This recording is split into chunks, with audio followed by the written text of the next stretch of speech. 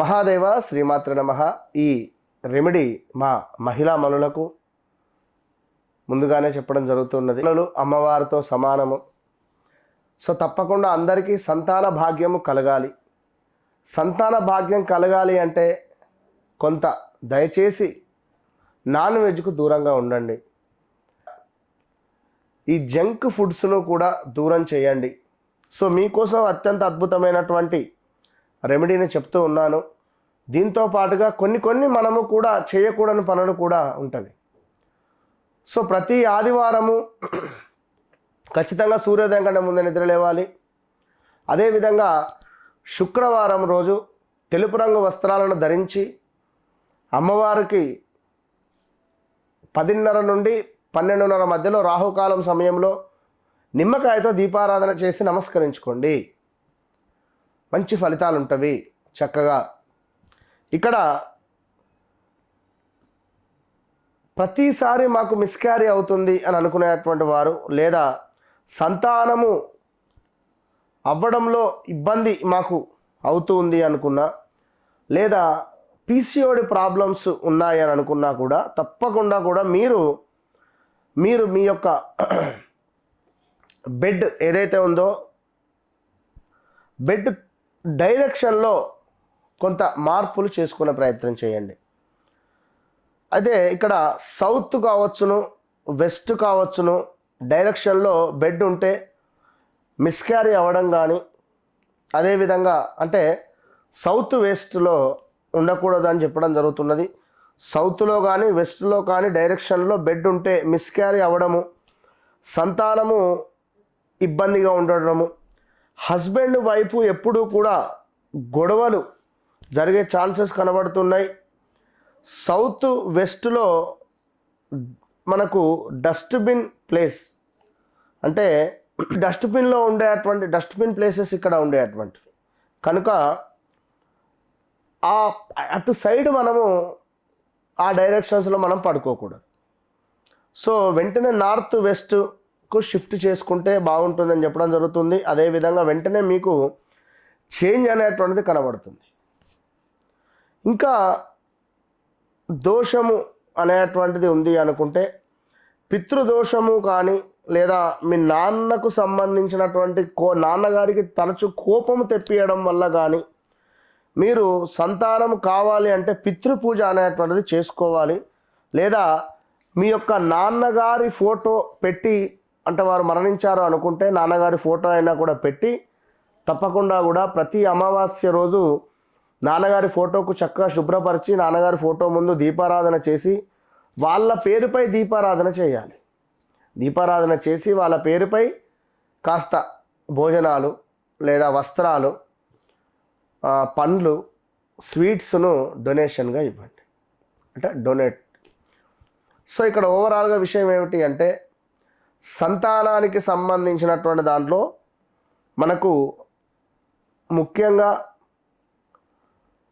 Non veg related junk foods తినడము, భార్యాభర్తలలో relationship బాగుండకుండా ఉండే సందర్భాలు, జాతకంలో ఏలినాటి శనికి సంబంధించినటువంటి ఇబ్బందులు, సో శనికి సంబంధించినటువంటి కొంత ఇబ్బందికరమైనటువంటి సంఘటనలు, పంచమ భావంలో శనేశ్వరుడు సూర్యుడు పరస్పరం చూసుకున్న, పంచమ భావంలో సూర్యుడు ఉండి శని యొక్క వీక్షణ ఉన్నా కూడా కష్టమే ఉంటుంది. సో పంచమ భావంలో కేతువు ఉన్నా ఇబ్బందికరంగానే ఉంటుంది జాతకరీత్యా, మిస్క్యారీ అవ్వడము. సూర్యుడు ఉంటే ఇంకా డేంజర్, ఇబ్బందికరమైనటువంటి సంఘటనలు ఉంటాయి.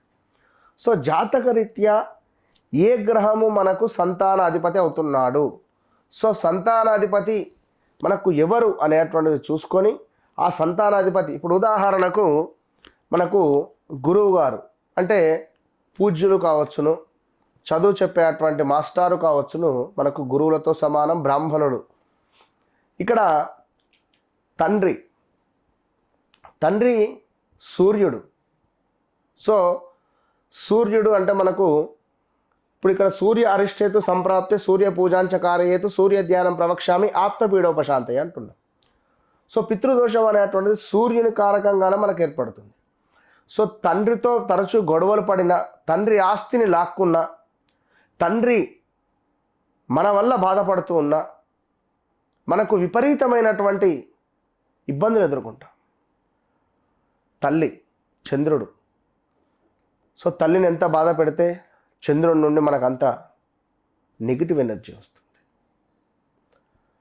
కుజుడు మన మైండ్ సెట్, మన ఆలోచన, మన తోడబుట్టిన వారు, మనం వారితో ప్రేమగా ఉండకుంటే కుజునికి సంబంధించిన నెగిటివ్ ఇంపాక్ట్ వస్తుంది. బుధుడు మన మాటా విధానం ఎంతో ప్రేమగా ఉండాలి, నలుగురిని ఆకట్టుకునే విధంగా ఉండాలి. నలుగురు బాధపడేటట్టు ఉన్నా, సో నలుగురు ఇబ్బంది పడేటట్టుగా ఉన్నా, ఒకరిని కించపరిచినట్టు మాట్లాడినా, వ్యంగ్యంగా మాట్లాడినా బుధుడు నీచబడతాడు. గురువు గురించి ఆల్రెడీ చెప్పేశా. శుక్రుడు మన భార్యను కావచ్చును, ఏ ఆడపిల్ల గురించి అయినా తప్పుగా మాట్లాడినా, తప్పుగా ఆలోచించినా, మన వల్ల ఏ ఆడవారైనా కూడా కంటి నిండా నీరు కార్చినా కూడా విపరీతమైన ధన సంబంధిత దరిద్రానికి సంబంధించినటువంటి సంకేతాలు. శనైశ్చరుడు మన ఇంట్లో పనిచేసే అటువంటి వారు, డ్రైవర్స్ కావచ్చును, కూలీలు కావచ్చును, డైలీ లేబర్స్ కావచ్చును, పోలీసు శాఖకు వారు కావచ్చును, వీరిని మనం బాధ పెట్టినా, వీరితో మనం ఒక మాట అనిపించుకున్నా చాలా బ్యాడ్ ఈవెంట్స్ ఉంటాయి. రాహువు తరచూ కరెంటును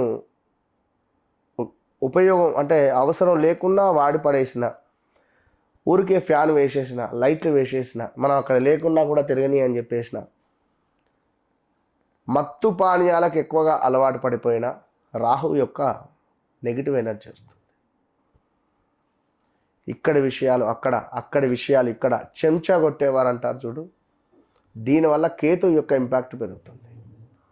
సో మనము నిత్యము చూసేటువంటి మనుషుల మధ్యలోనే నవగ్రహాలు ఉన్నాయి. సో ఎలాంటి జాగ్రత్తలు తీసుకోవాలి?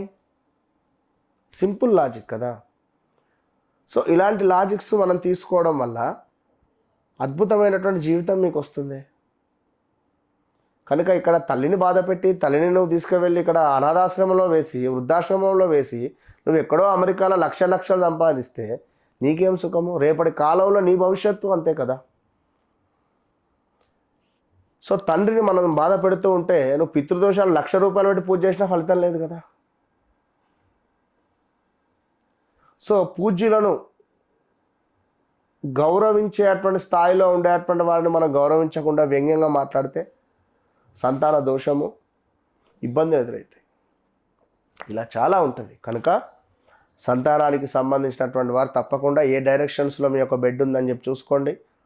అదేవిధంగా తప్పకుండా మీ నాన్నకు సంబంధించినటువంటి ఫోటోను తీసుకొని దీపారాధన చేస్తూ ఉండండి. నాన్న వద్ద ప్రతిరోజు చేయండి, తప్పులేదు. Okay, all the best.